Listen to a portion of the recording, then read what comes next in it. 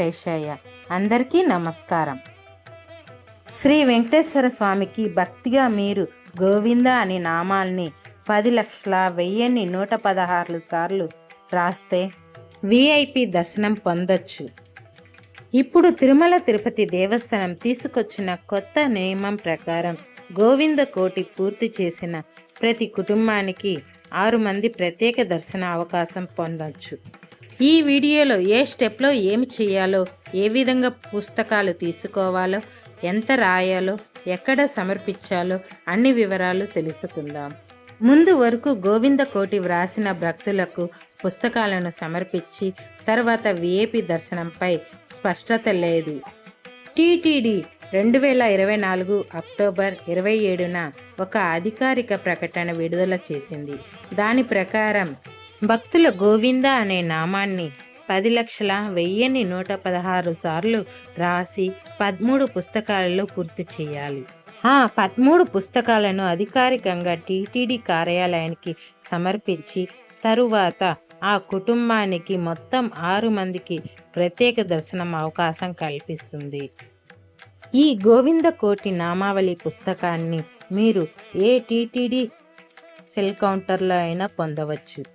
పుస్తక వివరాలు ఇలా ఉంటాయి.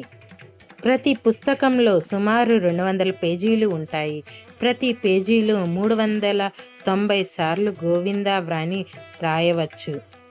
అర్థం ఏమిటంటే 200 పేజీలు ఇంటూ 390 78,000 గోవింద నామాలు ఒక పుస్తకంలో రాయవచ్చు. కాబట్టి 10,10,116 గోవింద నామాలు రాయాలంటే 13 పుస్తకాలు అవసరం. పుస్తకంలో ఏ పెన్ వాడినా పర్వాలేదు, కానీ క్రమంగా శుభ్రంగా రాయాలి. మీరు ఒంటరిగా కానీ కుటుంబ సభ్యులందరూ కలిసి కానీ రాయొచ్చు. ప్రతిరోజు కొంతసేపు కేటాయిస్తూ మెల్లగా పూర్తి చేయవచ్చు. పుస్తకాలు పూర్తయిన తరువాత తిరుపతిలోని టీటీడీ బుక్ సమర్పణ కేంద్రానికి వెళ్ళాలి. అక్కడ టీటీడీ అధికారికి 13 పుస్తకాలు సమర్పించాలి. అధికారి వాటిని ధృవీకరించి పేజీలు లెక్కించి మీకు ఒక ప్రత్యేక స్లిప్ ఇస్తారు.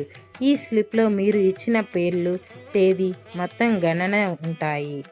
ఇది ఒక ధృవీకరణ రసీదు. దీని ప్రకారం మీరు విఐపి దర్శనం పొందవచ్చు. ఈ అవకాశం యువతీ యువకుల కుటుంబ సభ్యులకు వర్తిస్తుంది.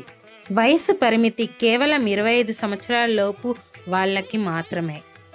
తీసుకున్న ధృవీకరణ తర్వాత మీరు టీటీడీ దర్శన టోకెన్ కౌంటర్ వద్దకు వెళ్ళాలి. మీ ధృవీకరణ స్లిప్ను చూపించి 6 మందికి విఐపి దర్శనం టోకన్లు పొందవచ్చు. మీరు చెప్పిన తేదీకి అనుగుణంగా టికెట్లను పొందవచ్చు. మీరు మీ కుటుంబం గోవింద కోటి ప్రత్యేక మార్గం ద్వారా ఆలయం లోపలికి ప్రవేశించవచ్చు. ప్రత్యేక మార్గంలో ఎలాంటి తొక్కిసలాట లేకుండా స్వామివారి దర్శన స్వచ్ఛమైన వాతావరణంలో జరుగుతుంది. మీరు మరియు మీ కుటుంబ సభ్యులు శాంతిగా సుదీర్ఘంగా స్వామివారిని దర్శించుకొని ప్రసాదం తీసుకొని వెళ్ళొచ్చు. ఇది ఒక పవిత్రమైన సంకల్పం.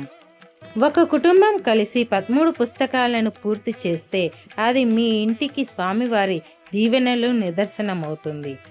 ఈ ప్రక్రియలో మీరు భక్తిగా ఉండాలి, నిబంధనలు పాటించాలి. ఇందుకే శ్రద్ధగా భక్తితో రాయండి, నిజమైన భక్తితో రాయండి.